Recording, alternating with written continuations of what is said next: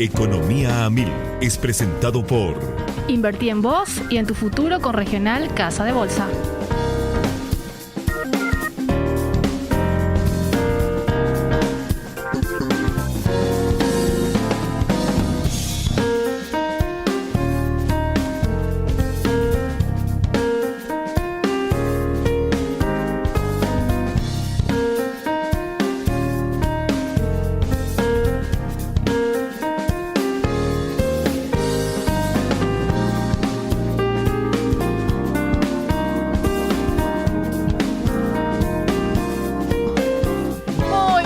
Buenas tardes, bienvenidos a una emisión más aquí de Economía 1000. Pasaron 8 minutitos de las 13 de hoy, martes 13. ¿Escuchaste, Josema? Martes 13. Le voy a preguntar qué significado tiene a Horacio, porque él es muy supersticioso, pero enseguida ya. Así que sondea nomás la respuesta, Horacio. Y estamos como siempre trabajando aquí del otro lado, Mirna, Priscila, como ya le mencioné a Josema, también están los compañeros en control, Lorenzo, Rodrigo, Cristian, y lo vi a Derlis, multifacético, por supuesto, Derlis muy pronto ya tomando toda la posta, así que éxitos para él. Y en mesa trabajamos como siempre Horacio Laves, alias Acho. ¿Cómo estamos, Horacio? Hola, Prince, ¿qué tal? Un gusto estar acá. Estoy acá buscando la información, Prince. No, ¿cómo no vas a saber? No quería saber yo, Prince, esta cosa. ¿Por qué? No, yo... Martes 13 o viernes 13. Vos sabés, Prince, que acá en el edificio del Paseo de la Galería no tenemos un piso 13.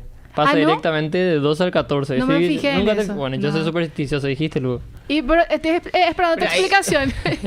Ahí Dominica ya quiere opinar. ¿Cómo estamos, Dominica? En Estados Unidos, ¿qué tal? ¿Cómo estás, Prince? Pero ahí hay muchos edificios en Estados Unidos, no hay piso 13. Sí. ¿Es cierto eso? Y en fila de aviones no hay fila 13, así todo un mundo. Todo un mundo, una mitología se le armó alrededor de este día, pero no te embarques y no me acuerdo cómo era la frase. No te cases ni te embarques. Incorporaste lo último para eso en tu vocabulario. No me caso todavía, Prince. Sí, sos muy jovencito todavía, pero igual. ¿Cómo estamos, Dominica Zavala? ¿Qué Hola, tal? Gracias Prince. por estar. ¿Cómo estás? Bueno, muy muchísimas bien. Gracias por tenerme de vuelta acá y más todavía porque este tema lo me fascina. Sí, ya sé. Yo le decía a Dominica yo vengo acá la semana... de fan nomás. No estamos hablando de martes 13, es otro tema, el tema que traemos a la mesa. La superstición no es lo mío. No, está bien. Estamos hablando del tema que nos convoca hoy y ya le doy la bienvenida a Daniel Ríos. Él es investigador y consultor de sistemas eléctricos, electrificación y políticas públicas del sector. ¿Cómo estamos, Daniel? Gracias por estar. Hoy, después de un mes aproximadamente, te tenemos otra vez. Sí, es un gusto, la verdad, Prince, estar con ustedes de vuelta a la mesa. Queda definir nomás si es martes 13 para Croacia o para Argentina. Muy bien, pero ahí ese switch. Mientras tanto, nosotros desde el sofá, tranquilo, ¿verdad? Y sí, y yo no te pregunto lo de si incorporás o no incorporás a tu vida tampoco, ¿verdad? Lo de cómo es no te embarques y no te cases, ¿verdad? Así mismo. Pues dejémonos nomás ahí, ¿verdad? Según Dani? dicen los datos. No, dejémonos nomás ahí. Está bien. Daniel, hoy el tema que vamos a abordar es sobre la generación de energía, la dinámica de los royalties y las compensaciones. Un tema sumamente interesante porque recordemos que hace un mes aproximadamente ya lo teníamos a Daniel acá en piso. Y le recuerdo a la gente y le recordamos, Horacio, que pueden escuchar el capítulo anterior en Economía 1000, Prince, nos pueden encontrar en Spotify y también en YouTube. Así es, una clase que nos había dado Daniel, y hoy también nos va a dar una mega clase porque es muy interesante y más todavía que estamos ya a puertas de una importante renegociación como es la revisión del anexo C de la Itaipú Binacional, así que eso representaría unos recursos demasiado importantes para Paraguay y para eso lo tenemos a Daniel, un experto en el tema. Pero te pido, Daniel, igual se me sale Dani, ¿verdad? Daniel, un paréntesis porque no podemos dejar de hacer nuestra rutina, que es un recorrido por las informaciones y las noticias económicas. Así que te pediría que nos cedas como 5 minutitos aproximadamente, porque el señor de las noticias, Horacio Laves, tiene que compartir con la audiencia como es habitual todos los días. Horacio, ¿qué tenemos? Así es, Príncipe. Acá, a diferencia de lo que veníamos hablando de la superstición, queremos ir traer datos certeros a la audiencia. Tenemos... No muy alentadores, o podemos decir un tanto nos falta preocupantes. Como era el pulpo Paul que tenía que nos decía quién iba a ganar. Claro, de Sudáfrica 2010. Sí. Tenemos que la cartera de créditos acá paraguaya sigue subiendo y llega casi a 5.857 millones de dólares. Esto se da de acuerdo a un informe divulgado por el Ministerio de Hacienda que justamente habla de los préstamos internacionales disponibles para el Estado paraguayo y habla de que estos préstamos internacionales son los que están subiendo a 5.857, rozando ese número. Y bueno, el total de esta cartera externa de los préstamos internacionales, el 47,2 fueron ya desembolsados y queda todavía lo remanente pendiente de utilización. Esto que queda todavía pendiente de utilización de los 5.800 millones de dólares son 3.094 millones de dólares. Estos préstamos están siendo destinados para financiar distintos proyectos, como acá nacionales evidentemente, cuando hablamos de la mejora de la ruta Traschaco, la reconversión del centro de Asunción, también el proyecto Becal que le teníamos a nuestra invitada acá hace unas semanas, y así también el mejoramiento del sistema de transmisión y distribución del sistema eléctrico. Son todos proyectos que bueno, estos préstamos internacionales están ayudando con la financiación de ellos. Tenemos que el Banco Interamericano de Desarrollo, más conocido como el BID, ya desplazó al CAF, que es el Banco de Desarrollo de América Latina, como el máximo prestamista, con una cartera total de 2.275,8 millones de dólares. Ahí quiero hacer un paréntesis a lo que mencionamos con el doctor Carlos Carvalho la vez pasada, que es que estamos frente a un proceso de incremento de tasas de interés en Estados Unidos, en el mundo desarrollado, lo cual hace que la utilización de los bonos soberanos sean menos atractivos y sean más atractivos el financiamiento a través de multilaterales. Porque este financiamiento no solamente viene, o sea, son en general más lentos en relación a la negociación de un crédito, pero sí vienen acompañados con, vamos a decir, apoyo técnico, y yo creo que eso es, por lo menos en este periodo de recrudecimiento y de un fortalecimiento del dólar, incremento de tasas, va a ser la cantidad de proyectos que vamos a ver, ¿no? Porque no va a ser tan atractivo salir a emitir, por más de que Paraguay esté bien posicionado, va a ser mucho más alto, ¿no? Pero ahí es importante, Dominica, Horacio, oyentes, aclarar un punto, que la diferencia entre acceder a los mercados en materia de obtener los recursos casi de manera inmediata versus el financiamiento que se hace a través de préstamos de organismos internacionales está supeditado a la presentación o cumplimiento de proyectos. O sea, el tiempo en este sentido es un tanto complicado y el cumplimiento de tales etapas se tienen que hacer para que vayan desembolsando. O sea, estamos en una situación bastante complicada. Las cuentas fiscales están atravesando, de hecho, desde hace años un déficit muy importante, y encontrar financiamiento también se vuelve un gran desafío. Y quiero agregar nomás a tu dato porque me parece sumamente interesante, Horacio. Ayer, de hecho, ya compartíamos que la deuda pública de Paraguay oscila el 37% del Producto Interno Bruto, y es aproximadamente 15.000 millones de dólares.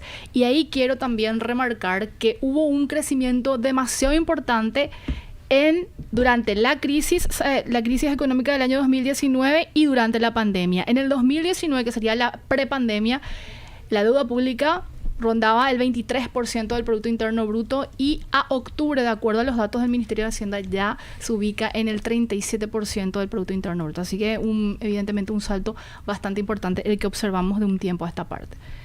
¿Te pareció interesante ese dato, verdad? Muy interesante, me cautivaste ahí con el dato. Sí, me di cuenta. Sí. Y tenemos más datos también e información, Horacio. ¿Y esto es bueno o más o menos en materia de noticias y de efectos? Sí. Depende de cómo lo mires, Prince. No muy positivo desde mi punto de vista. Tenemos los datos que dio a conocer el Banco Central a través del Índice Mensual de Actividad Económica, que es el IMAEP. El IMAEP, entre economistas en la consultora, también lo solemos seguir de cerca, y es un indicador que marca la tendencia. Mide también la producción a corto plazo de la economía. No incluye todos los rubros que componen el Producto Interno Bruto del país, pero sí es un indicador muy interesante para ver cómo está progresando la actividad económica del país, a cuál es su tendencia justamente.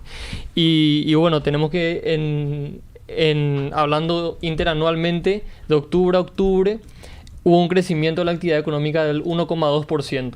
Si comparamos la productividad de nuestra economía en octubre del año pasado a este octubre, eso se incrementó en 1,2%, que tenemos que los factores que incidieron principalmente en esto para que este crecimiento se pueda dar de manera interanual es la agricultura, la generación de energía eléctrica. Recordemos que estamos saliendo de un año de sequía.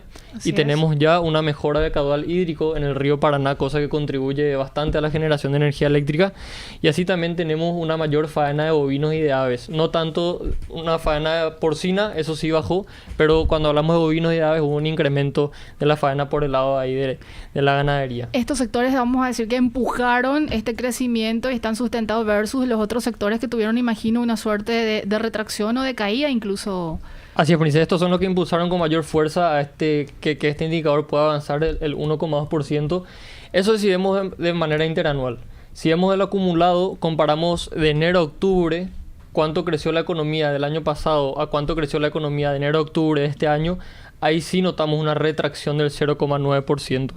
Notamos una retracción del 0,9% si vemos en el acumulado, por ejemplo, de la faena de bovinos, bajó un 7% en total de lo que fue enero a octubre.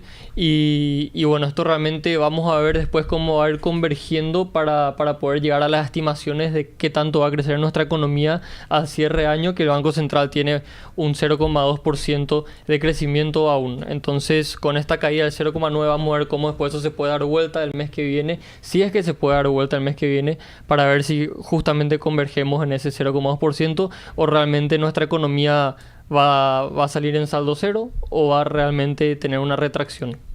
Y ahí hay que agregar el comportamiento del sector agrícola, evidentemente, que es el que más bajó, por decirlo de alguna manera, esta tasa, incluso en niveles, como mencionaba, cero, y proyecciones también que damos que podría estar en una tasa negativa. Así que vamos a monitorear, nos quedan un solo mes, al menos para los datos que tiene el Banco Central para ir cerrando esto. Así mismo, Príncipe. Con esto cerramos, Horacio. Con esto cerramos. Te quedas, obviamente, para lo que vamos a hablar de ahora en adelante. Por supuesto, Príncipe. Y ya nuevamente le paso la posta a Daniel Ríos. Él es investigador y consultor de sistemas eléctricos, electrificación y políticas públicas del sector. Y hoy vamos a hablar con él sobre la generación de energía y obviamente el impacto que tienen los royalties y las compensaciones. Y mucho se escucha, Daniel, sobre los famosos royalties y las compensaciones, y no estamos hablando de pocos recursos. Así que yo te tiro una pregunta para ir desglosando, porque también tengo entendido que tenemos láminas, gráficos para ir acompañando esta exposición y esta explicación. ¿Podríamos definir primeramente la importancia que tiene la generación de energía y esto cómo se vincula en estos dos conceptos que denominamos royalties y compensaciones?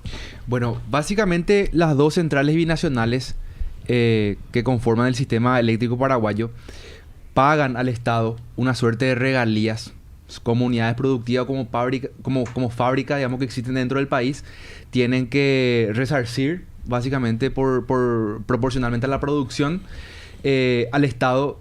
Y los conceptos en los que existe eso, básicamente el royalty es básicamente lo que se le paga al Estado por el uso del recurso propiedad del Estado, que es el agua, básicamente. Así es. Eso se le paga a los dos estados en el caso de las binacionales, que son, digamos, los propietarios de los recursos naturales en representación de la nación, ¿verdad? Del pueblo. Y aparte de eso existe el concepto de compensación por cesión de energía, que es algo que en el ámbito de Itaipú se le paga a Paraguay atendiendo a que ahí hay vamos a decirle, hay un ente o una parte que es consumidora y hay una parte que es superavitaria, ¿verdad? La parte consumidora preferentemente es Brasil. En relación a lo que produce, Brasil consume más de Itaipú y Paraguay es superavitaria en relación a lo que produce, consume menos. Entonces se creó el concepto de compensación por cesión para que de alguna forma Brasil pague un extra por el hecho de usar energía de la parte superavitaria que es Paraguay. Esas dos fuentes de recursos van al Estado, se administran, digamos, de forma distinta seguramente, ¿verdad? Pero lo que queremos hablar ahora mismo es sumar un poco a los datos que Acho estaba mencionando, ¿verdad? Ver de qué depende cada una de esas variables, cómo se puede, digamos, constituir eso en montos que contribuyan al PIB y de esa manera tratar de hacer algunos pronósticos para ver el impacto dentro de eso del PIB, ¿verdad?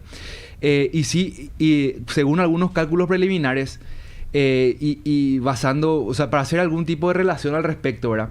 Suponiendo que Paraguay tiene una magnitud de PIB de 40.000 millones de dólares, estamos hablando ahora mismo de unos recursos del orden del 0.1%, royalties y compensación de Itaipú. Sabemos también que Yacyretá hace lo propio, ¿verdad? Pero de Itaipú sería más o menos el 0.1%, entre 400 y 500 millones de dólares, que justamente eso depende del año hidrológico que tengamos, ¿verdad? Esos son los recursos, digamos, que podemos nosotros de alguna forma tratar de estimar en función a los datos que tenemos. Yo tengo una pregunta, Prince, si me permitís. Vos hablaste un poco, bueno, obviamente nosotros somos muy clima dependientes y muy poco se habla sobre, o sea, hablamos mucho sobre el impacto del río y el flujo de la hidrología, pero es algo que no hay mucha información en relación al comportamiento o mucha socialización en cuanto al comportamiento de nuestros ríos, ¿no? No es algo que... Yo siempre digo, parece que es como la maldición de los recursos naturales, ¿no? O sea, nosotros vivimos pensando que vivimos en abundancia de energética y de agua, sin embargo, es nuestro recurso más preciado y más vulnerable, ¿no? Sí. Ahí, justamente lo que vamos a ver son datos extraídos de Brasil. O sea, no son datos paraguayos. Las aguas que nosotros recibimos para generar electricidad son aguas que nacen en Brasil. En varias cuencas que finalmente convergen al río Paraná. Y en ese sentido hay una cuestión de dependencia de la naciente y también del tipo de represa que es Itaipú y que también es Yacyretá, que son centrales de paso. Se llaman centrales de paso a las que generan el agua que hay. No pueden acumular agua. Entonces, a diferencia de las centrales de embalse, todas las centrales tienen un embalse, tienen una presa, ¿verdad? Pero hay algunas que pueden juntar agua y hay otras que no. Itaipú y Yacyretá, según la posición en la que se ubican dentro de la cuenca, etcétera, son centrales que generan lo que hay. Eso hace que, y vamos a ver en el gráfico, básicamente la producción esté aparejada casi entre el 90 y un 100% al agua que haya, ¿verdad? Entonces, nosotros por un lado dependemos del agua que nace en Brasil y aparte de eso la limitación que tenemos del tipo de centrales hace que seamos, digamos, muy clima dependientes. En ese sentido, tendríamos que nosotros como Estado, a través de las instituciones, tratar de facilitar, encaminar un poco una base de datos que permita hacer esos pronósticos de manera tal a que podamos gestionar mejor nuestros recursos, ya que somos dependientes de esos recursos renovables mucho, ¿verdad? Daniel, le pedimos a los compañeros que nos den soporte con las láminas que le compartimos y que obviamente queremos también socializar con la gente que nos está escuchando y viendo a través del canal de YouTube. Ahí tenemos agua del río Paraná en Itaipú. ¿Qué nos dice esto del flujo del río en Itaipú? Esa es básicamente el agua que llega a la central en un promedio mensual. En declive, ¿verdad? Magnitud del agua. Si nosotros tuvimos un buen año hidrológico en el año 2016, fue el año récord de producción de Itaipú. Si ustedes recuerdan, se produjo más de 100.000 gigavatios hora en ese año.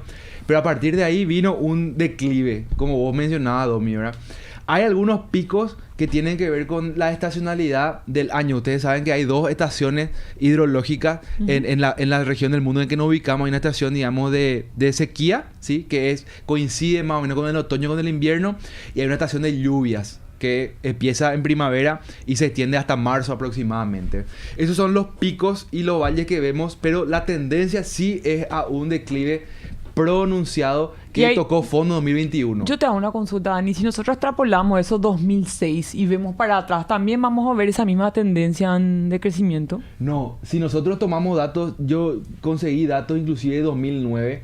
Ahí lo que prima no es la tendencia a largo plazo, sino la tendencia intraaño, la tendencia de corto plazo. La verdad que esto, según lo que pudimos ver, sobre todo con respecto a los datos de hace 5, hace 10 años, es muy atípico. Es muy atípico y realmente se tocó fondo, como dije, en 2021. Ahí se ve el peor registro, ¿verdad? Que fue en junio de 2021 con el peor caudal, más o menos 5.000 metros cúbicos sobre segundo. Ustedes ven en la columna de la izquierda, es la columna de la magnitud de agua, ¿verdad? Que se mide en metros cúbicos sobre segundo, medido en la central. Itaipú está dimensionado para recibir más o menos 10.000 metros cúbicos sobre segundo. Es el caudal promedio y es el 1 allí. Y ustedes ven que el mínimo estuvo más o menos en 0.5, que es la mitad de eso. O sea, Itaipú, una central preparada para 10.000. Tengo una pregunta. Sí. Obviamente estamos acá mirando, ¿verdad? La imagen de lo que nos siguen por radio. Estamos mirando una imagen que está en video, ¿no? Acá estamos mirando el caudal del río Paraná y vos nos comentaste que eso, bueno, básicamente tiene un impacto climatológico, pero también afecta mucho donde llueve en cada zona dentro de Brasil. Sí. ¿Cuánto también depende de todas las 50 represas que están arriba de Itaipú? Porque eso también asumo que tiene un efecto en el caudal mismo del río, ¿verdad? Cuando la laguna de Itaipú estaba muy baja, creo que se había liberado agua. O sea, ¿qué dependencia tenemos también de nuestro socio estratégico Aguas Arriba? Y la verdad que tenemos mucha dependencia. En el siguiente gráfico podemos ver un poco el mapa de la Si cuenca. podemos pasar, por favor, compañeros. Por favor. Gracias. Bueno, ese es el mapa. Esto comprende aproximadamente, 5 estados brasileños, comenzando en el estado de Minas Gerais y en el estado de Goiás, ¿sí? Ahí nacen 2 grandes ríos que son el Grande y el Paranaíba. Esos ríos confluyen en un punto dado entre los 2 estados, Goiás y Minas Gerais, y conforman el río Paraná en ese punto. A partir de ahí comienza lo que sería la frontera entre el estado de São Paulo y el estado de Mato Grosso do Sul. Se recibe las aguas de un tercer río, que es el río Tietê, que muchos que conocen San Pablo van a conocer. Ese El río río más nace, oloroso. ese río nace en el estado de San Pablo. Ese es un punto muy importante porque ahí es una nota de color ahí, ¿verdad? Ahí estamos, en San Pablo estamos como a 100 kilómetros del mar, pero ahí ocurre una división de agua. Hay una sierra que uno tiene que bajar para ir al mar. Sí.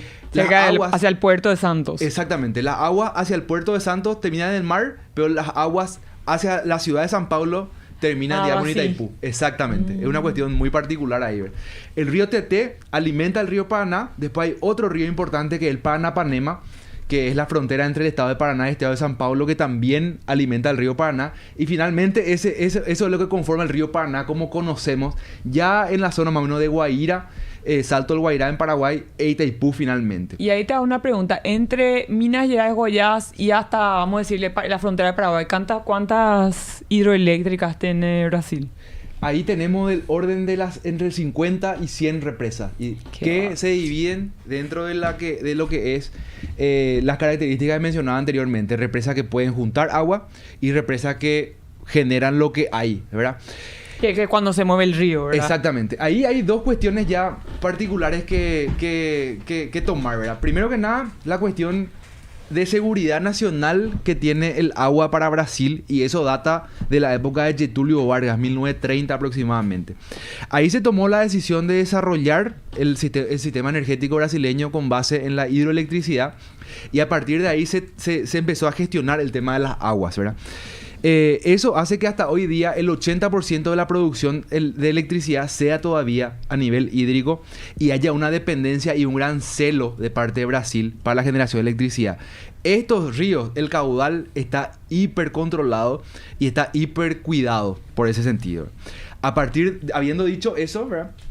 Sabiendo la posibilidad que tienen ellos de en algunas represas juntar agua o en otras represas generar lo que se pueda, evidentemente que la decisión siempre va a ser juntemos primero nosotros y después soltemos, ¿verdad? Así mismo. Ahora, tenemos nosotros instrumentos diplomáticos que, digamos, de alguna forma buscan garantizar que un mínimo por lo menos llegue a esas centrales, pero establecen un piso, no un techo, ¿verdad? Entonces, de alguna u otra forma estamos supeditados al agua a que haya primero que nada mucha agua, y cuando hay poca agua a que se libere por lo menos el mínimo, y eso se libera en cascada, que son las centrales, digamos, que vemos ahí en cascada. Primero la que está más cerca de la naciente, entonces las centrales, digamos, sobre la que nosotros tenemos un poco la que nos importa a nosotros están casi ya entonces, la última de alguna parte de la cadena, de alguna manera tenemos una vulnerabilidad y una complementariedad demasiado importante con Brasil, y también el comportamiento de las mismas represas aguas arriba,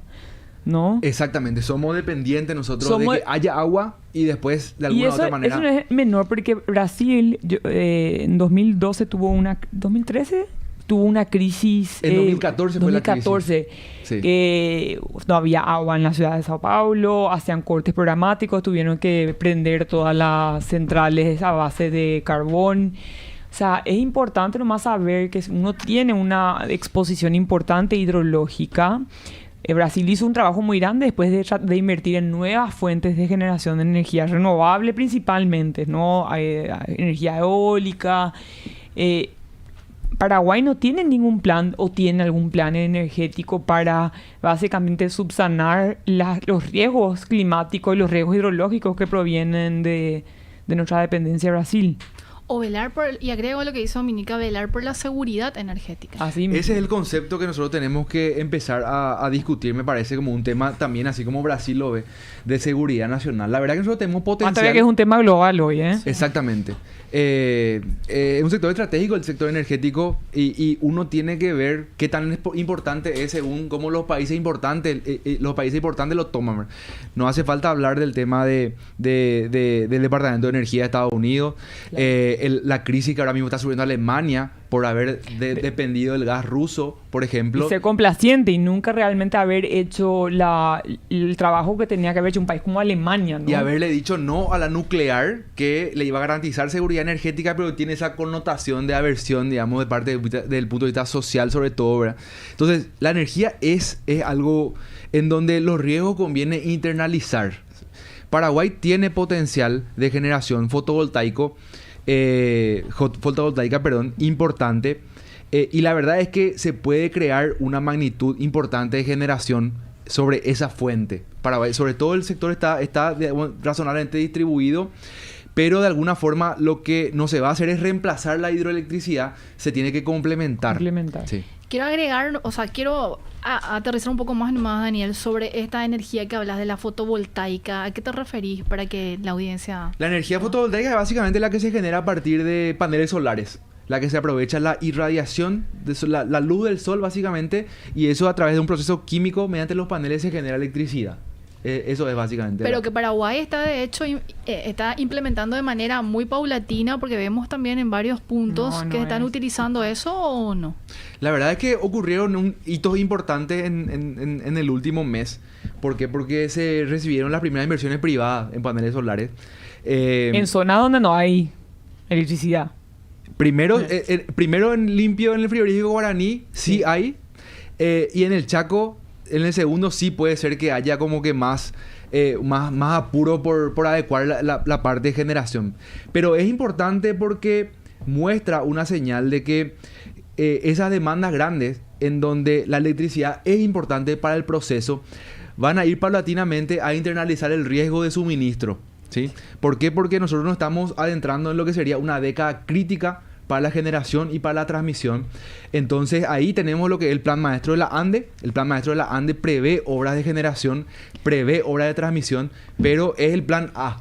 ¿Cuál es el plan B? El que se tiene que preguntar. Dani, tal vez le puedes comentar un poco a la audiencia qué es el plan maestro de la ANDE y más o menos los números, ¿verdad? El plan maestro de la ANDE toma básicamente una proyección de crecimiento de la demanda de acá a 10 años para lo que es transmisión y de acá a 20 años para lo que es generación, y establece un cronograma de inversiones. Se prevé qué es lo que tiene que ingresar, con qué tecnología, con qué tipo, para que se abastezca esa proyección de demanda. El problema de nuestra demanda nomás también es que es muy volátil y es muy reactiva también al clima. Hay una correlación casi el 100% también entre el calor que hace y el consumo eléctrico, por cuestiones que tienen que ver también tuvimos ahora un pico de demanda, ¿no? Exactamente. Nuestra demanda es puramente residencial y comercial. Los aire acondicionados son lo que determina básicamente esa demanda máxima, ¿verdad? Entonces, lo que la ANDE hace es establecer un cronograma como para abastecer ese crecimiento del pico. Evidentemente, para eso hacen falta recursos. De hecho, con Prince ya hablamos en un momento dado también con el doctor Ferreira, ¿verdad? De la magnitud de recursos que hace falta para poder ejecutar ese plan al pie de la letra. Y sabemos también la situación financiera en la que está la ANDE. La ANDE ahora mismo... Y el Estado mismo, ¿verdad? Con unos recursos limitados, tratando de básicamente... reducir su déficit para estar en regla fiscal, o sea, y estamos en un contexto mucho más complejo donde lo que se tiene que crear seguramente, y esto hablamos mucho contigo, es las condiciones para atraer al privado, ¿no? Para que venga a hacer esas inversiones con las seguridades a largo plazo que se le tenga que dar a alguien que haga una inversión tan grande como lo que es básicamente establecer tu propia fuente de energía. ¿De cuánto estamos hablando, Daniel, en materia de inversión que se necesita? Se necesitan 9.000 millones de dólares. Ahí justamente empezamos hablando del PIB. Sí. Eso es 20% del PIB, más o menos lo que hace solamente para reforzar el sistema eléctrico, evidentemente por un periodo de 20 años, ¿verdad? Pero es una razón básicamente de 600 millones y 900 millones de dólares por año, lo que es evidentemente cuantioso, y eso podemos ver inclusive respecto a lo que anualmente solamente Itaipú entrega al Estado como regalías, ¿verdad? Daniel, te quedas evidentemente hasta las 2 de la tarde porque es el tiempo en el que vamos en el programa. Le vamos a pedir su pronóstico de fútbol. Sí. Casi Vamos a comprometer. Primer pronóstico del Río y después Después de ver, claro, los dos. Está bien. Estaba con nosotros hoy Daniel Ríos, investigador y consultor de sistemas eléctricos, electrificación y políticas públicas del sector, hablándonos sobre la generación de energía y obviamente la dinámica de los royalties y la compensación en ese sentido. Josema, hacemos una breve pausa y enseguida regresamos. Radio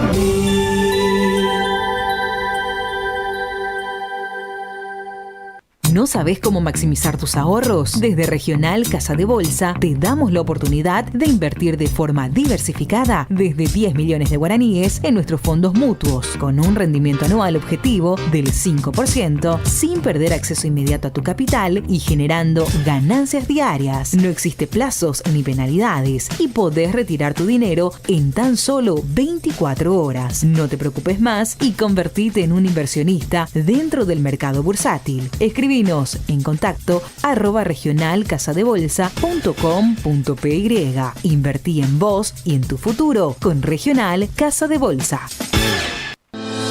Buenas tardes y muchas gracias por acompañarnos un día más en C9N. 5 años siendo el primer canal de noticias por aire en Paraguay y Latinoamérica. Trabajamos en vivo. Vamos rápidamente hasta el este del país. Vayamos a la información en vivo. Ya en vivo, de exteriores. 5 años llegando primero a donde nadie llega. 5 años relatando noticias de una forma diferente, con opinión propia e independiente. Porque desde hace 5 años somos los primeros. C9N, el canal número 1 de noticias en Paraguay. 1, 2, 3. El chorizo misionero a mí me encanta. La butifarra deslumbra con su sabor. El toscano y parrillero una locura. Y el choriqueso y choricheddar un cañón. Y es que los mejores chorizos y el más rico matambrito lo tiene Alimentos Guaraní. Hay las morcillas y los fiambres, los jamones y los panchos, sin duda son Alimentos Guaraní. El idioma del sabor. Contactate con nosotros al WhatsApp de la radio 0994-674-000 o a la línea baja 021-302-600. Radio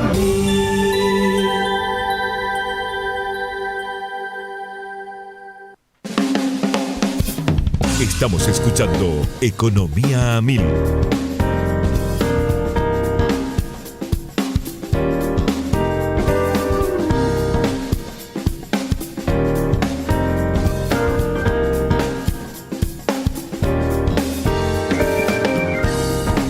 Minutos pasaron de las 13 de hoy, martes 13 de diciembre del año 2022, avanzando muy rápidamente ya el 12º año del año 2022, con muchas perspectivas para el 2023, que lo vamos a seguir abordando obviamente aquí en Economía 1000. Pero de momento seguimos conversando con Daniel Ríos, él es investigador y consultor de sistemas eléctricos, electrificación y políticas públicas del sector, hablándonos sobre la generación de energía y la dinámica de los royalties y la compensación.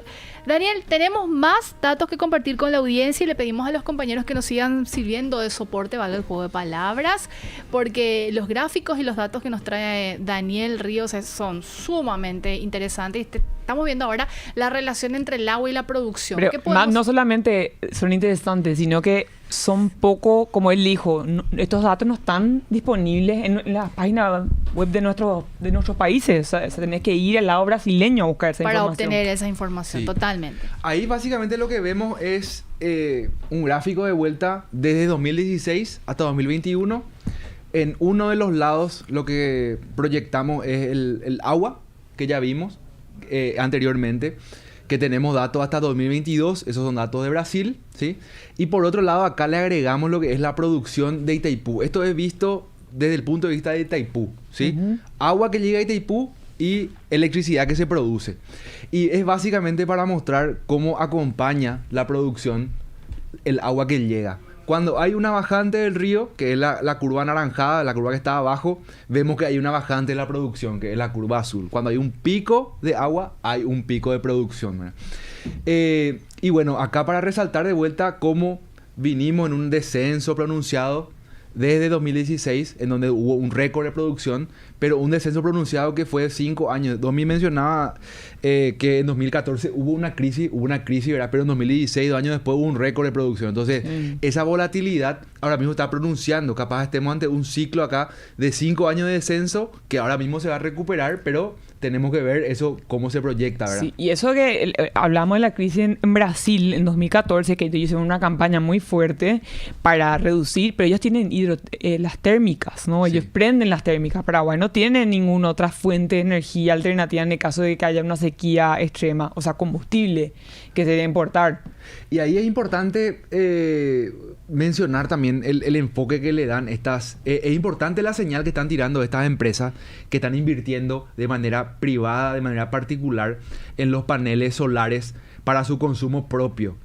Primero que nada, celebrar el hecho de que es energía solar y no generadores, ¿verdad?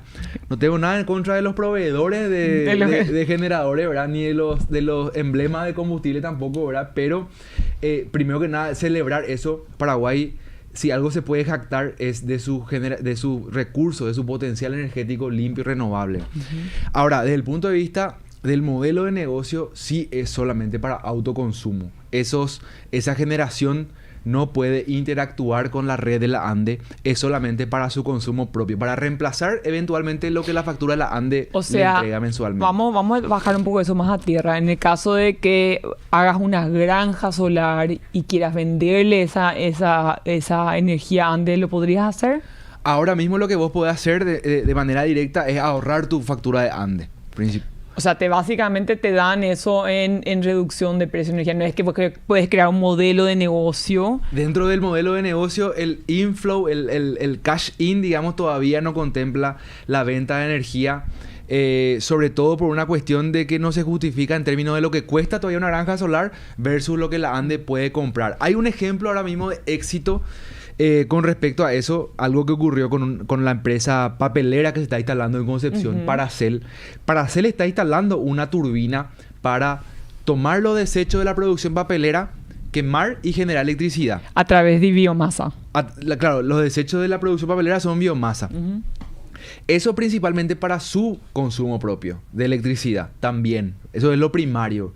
Ahora, ellos van a tener excedentes que se pueden calcular porque hay algo particular con respecto a la biomasa. Se puede estoquear, se puede guardar. El sol, lastimosamente, el agua no se puede guardar, ¿verdad? Entonces, ellos, según su proceso de producción, son capaces de estimar cuánta biomasa le puede sobrar año a año. En función a eso pueden estimar cuánta generación eléctrica le puede sobrar año a año.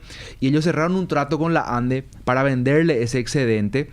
Y se encontró, porque el trato se cerró, que eso se justifica según de acuerdo al precio que está establecido actualmente en una ley que ya data del 1966, que es la ley orgánica de la ANDE.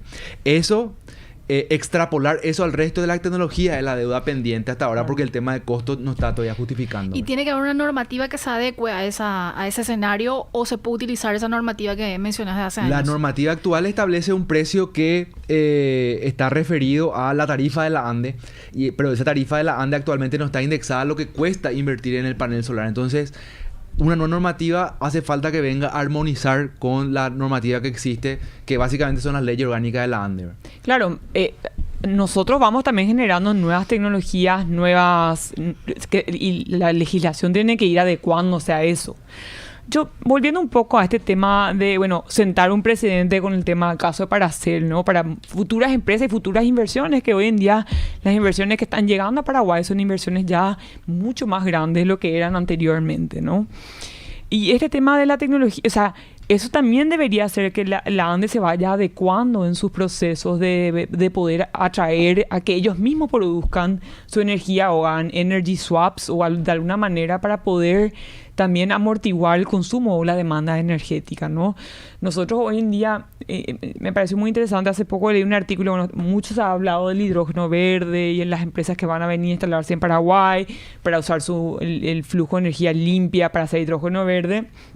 Y una de las cosas que se hablaba era, hoy en día esa energía es demasiado cara.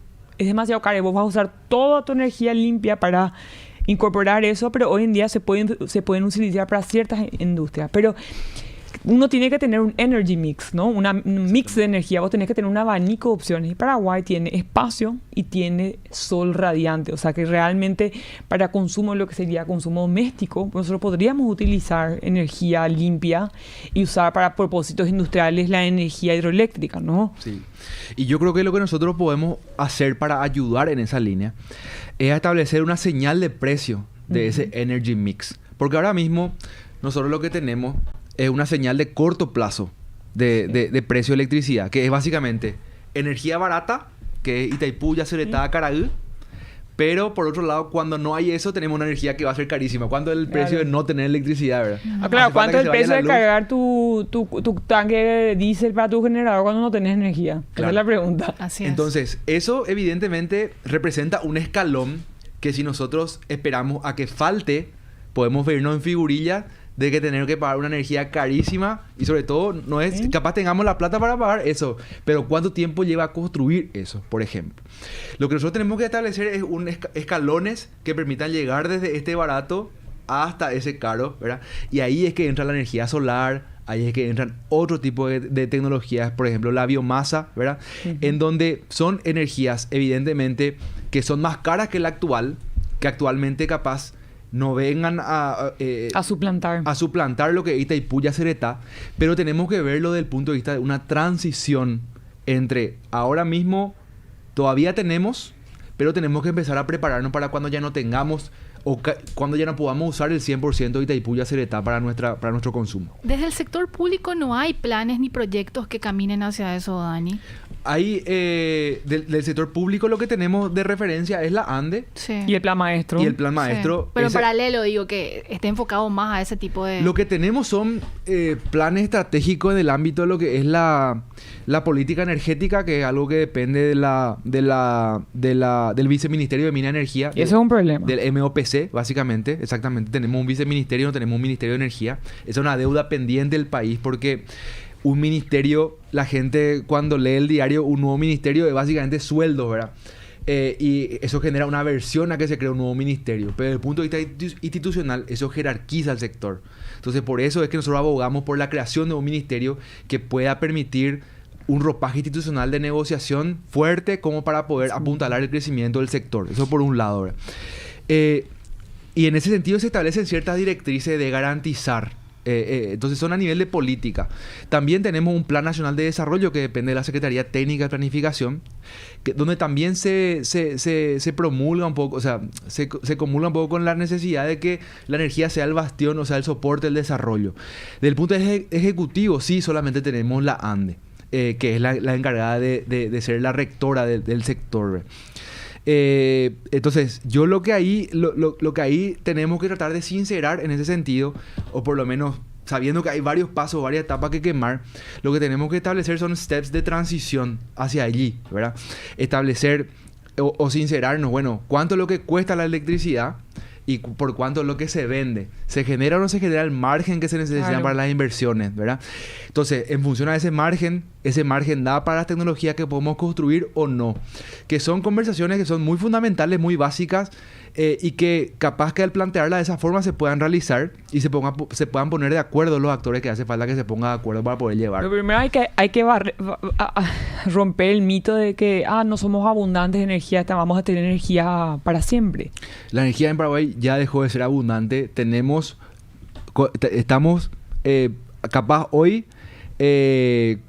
El 2021 vimos que estuvimos con lo justo, ¿verdad? Vamos a entrar en una década en que la electricidad va a ser justa, nos va a sobrar un poco, y vamos a entrar en otra década, 2030, en ya que ya no va a haber lo suficiente como para todo lo que vamos a demandar.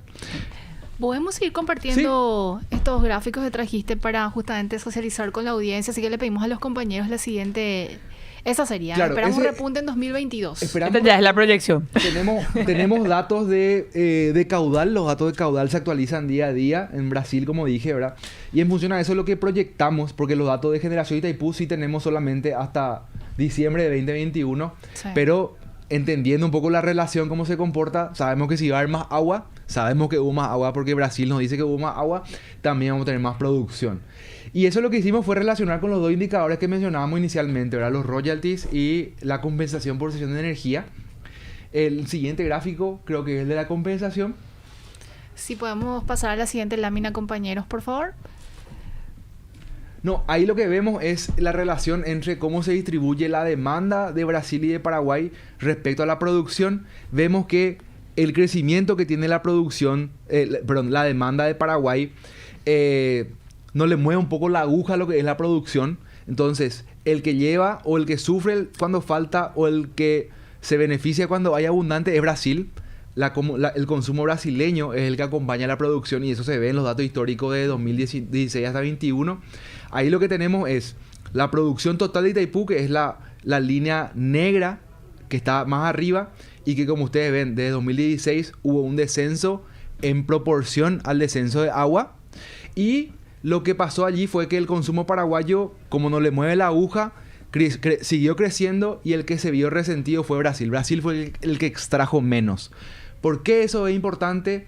Porque si hubo menos producción, primero que nada hubo menos excedentes, y si hubo menos excedente, hubo menos compensación por cesión de energía, que es justamente el siguiente gráfico que está, si podemos pasar al siguiente. Esta es la relación básicamente entre, de toda la producción de Itaipú, se distribuye mitad y mitad. Paraguay de su mitad resta su parte y lo que me queda es el excedente que se lleva a Brasil, el superávit, ¿sí? Esa es la columna azul que vemos allí, es el excedente de Paraguay medido en energía, y la otra columna que vemos es lo que Itaipú pagó o transfirió al Estado paraguayo en términos de compensación por cesión de energía, y vemos de vuelta la proporcionalidad, la correlación entre las dos variables. En la medida en el comportamiento del excedente se ve acompañado prácticamente igual con el tema de la compensación con cesión de energía, ¿verdad? O sea, en la secuencia de gráfico que vimos hasta ahora vemos la misma tendencia, una tendencia donde, o sea, el indicador de causal es el agua, ¿no? O sea, sí, la producción del agua cae la producción de energía, cae la demanda de energía y cae los excedentes y así sucesivamente. Agua me determina cuánto voy a producir, que me determina cuánto me va a sobrar desde el punto de vista de Paraguay, hoy todavía, ¿verdad? Según nuestra magnitud. Entonces, ahora mismo, como estamos en un año que estamos entrando donde va a haber más agua, esperamos que haya más compensación en el orden aproximado, según está en el gráfico, según los análisis que hicimos, de 230 millones de dólares, que es un incremento de casi 30 millones de dólares, un poco más del 10% respecto a lo que percibió Paraguay en 2021. Yo te hago una consulta, a ver un poco, vamos a hablar, que ese dinero es el dinero... ¿Qué se hace con ese dinero? ¿Se transfiere a los municipios una parte, va a una parte a Becal o realmente es a discreción del Ejecutivo? La compensación por cesión de energía se utiliza para financiar el FONACIDE, que sostiene básicamente proyectos de educación como nosotros conocemos, Becal. Creo que también la merienda escolar me parece, tengo que verificar eso, pero son proyectos, digamos, en donde se apuesta o son inversiones, digamos, para la formación de capital humano en pos del desarrollo, digamos. Ese es el objetivo. Y que había nacido, y corregime, Dani, sí, en la negociación que había tenido Lula da Silva con Lugo en el año 2012. Eso se renegoció y se creó la ley del FONACIDE para recibir esos fondos y gestionarlos, ¿verdad? Porque antes el pago era de $3 megavatios y esto se triplicó. Ahora mismo estamos en el orden, y eso en el último gráfico vamos a ver cuál es el resumen, ¿verdad? Los royalties sí se distribuyen a nivel local en términos de municipios y gobernaciones, ¿verdad? Y ahí reciben una mayor proporción quienes están en la mayor área de influencia, se llama. En el caso de Itaipú reciben más Ciudad del Este, recibe más Hernandarias, recibe más Presidente Franco. También a Asunción le toca un poco más por ser la capital, ¿sí? Y sobre todo las gobernaciones. Hay un criterio, digamos, de cercanía, de área de influencia, la gobernación de Alto Paraná, y también un criterio de población, la gobernación central, ¿verdad? Y en ese sentido también pasa lo mismo con Yacyretá, Itapúa, y quienes vayan a Encarnación, hay muchísimos carteles, muchísimas obras públicas con el logo de Yacyretá. Eso tiene que ver con el resarcimiento, ¿verdad?, por el área de influencia de los embalses de estos emprendimientos. Y este es un comentario nomás como en paralelo, que hay siempre un cuestionamiento con respecto a los departamentos y las gobernaciones que reciben más recursos, que ya estás mencionando, versus los municipios que son considerados más pobres y que reciben mínimamente de estos recursos, y evidentemente les deja como un trecho versus lo que recibe una gobernación o un municipio que está pujante, como puede ser Alto Paraná o Ciudad del Este, versus puede ser Cazapá o una San Pedro, que son evidentemente localidades más pobres, ¿verdad? Sí, esa es una cuestión sistémica que tiene que ver con la ley que está vigente, en donde hay una retroalimentación positiva, digamos, un refuerzo de hacerle más ricos a las gobernaciones ricas, ¿verdad? Porque básicamente son las que están en el área de influencia, ¿verdad? Pero queda por chequear si es que existe algún tipo de criterio social en el sentido de también destinar un poco para el desarrollo de aquellas regiones que no tienen que... Claro, y eso es un tema muy importante porque no hay una supervisión programática porque esos royalties deberían usarse para financiar educación o proyectos de desarrollo a largo plazo que puedan sostener el crecimiento en el tiempo. Y muchas veces, por falta de monitoreamiento o publicación, se terminan gastando en campaña política o en plazas para... O sea, en cuestiones que no tienen una inversión del tinte que tendrían que tener. Muchas veces los fondos soberanos de desarrollo donde se utilizan los royalties tienen un propósito, ya sea educación, ya sea cambiar el flujo de energía. Yo creo que eso es una gran deuda, porque al final y al cabo tampoco esos excedentes van a estar para siempre, ¿no? Entonces, vos podrías haber creado las estructuras para crear un fondo perpetuo. Entonces, creo que esa es una deuda bastante grande que tenemos como país. Yo me comprometo a la próxima vez que sea invitado a esta mesa a hablar un poco de cómo se distribuyen los royalties, a hablar un poco de cómo se distribuye la compensación, porque ahí sí hay que aclarar que la compensación sí es finita, pero los royalties son infinitos. O sea, en la medida que Itaipú produzca y Paraguay lleve su mitad, siempre van a haber royalties a favor de Paraguay. En ese sentido, es importante hablar sobre los royalties, sobre cómo se distribuyen, el tema de la distribución local, territorial, etcétera, y también sobre ¿qué efecto ítems, ha tenido? y qué Realmente, efecto ha como tenido, dice lo que pregunta Prince, ¿ha realmente tocado los targets de pobreza y sociales que tenía que haber tocado? Totalmente. ¿Se hizo realmente algún análisis? ¿No? Esas son las preguntas que nosotros tenemos que hacernos, ¿verdad? Exactamente. Hay una última lámina, Daniel, porque nos quedan como 2 minutitos para cerrar el programa. Hoy lo que nos tocó entonces fue introducir el tema de compensación, el tema de royalties y hablar de números a nivel de grandeza, ¿verdad? Entonces, la compensación por sesión paga Brasil, Itaipú hace pasamano, eso se va al tesoro paraguayo, perdón, y por unidad de energía eso se paga más o menos $10. Se estima un 10% de incremento respecto al 2021, gracias a que hay más agua ya en este 2022. Esperemos que la tendencia se mantenga. Todavía no llegamos, creo que vamos a llegar, a lo que Itaipú tiene que generar nomás luego en promedio con este aumento de caudal. Pero sabemos siempre que Itaipú generó más de lo que puede. Entonces esperemos que eso se mantenga. Estamos llegando a su media nomás. Exactamente. Okay. Entonces esto representaría aproximadamente $200 millones de ingreso, ¿verdad? Y los royalties, Itaipú es el que paga esto al Estado, y son $6 por unidad de energía. También se estima un incremento de producción de aproximadamente 10% este año, eso representaría $225 millones para el Estado también, ¿verdad? Con la salvedad de que ambos ítems se distribuyen de manera distinta, y bueno, de eso es algo que podemos continuar hablando en los siguientes programas. Y agregar algo para concluir, de que Itaipú representa, de Brasil, por el lado de Brasil, el mejor pagador si lo comparamos con Argentina, porque al menos lo hace, si no lo hace de forma rezagada por un mes, lo hace en el año, a diferencia de Yacyretá por el lado de Argentina. Inclusive hay adelantos, y eso hace que los datos de producción con los datos de royalty a veces no sean muy parejos, porque a veces se adelantan los pagos inclusive, ¿verdad? Ese dato no me lo sabía. Entonces es cierto, ¿verdad? Es cierto. Es mejor en este caso depender de Itaipú. Es más previsible depender de Itaipú que Yacyretá.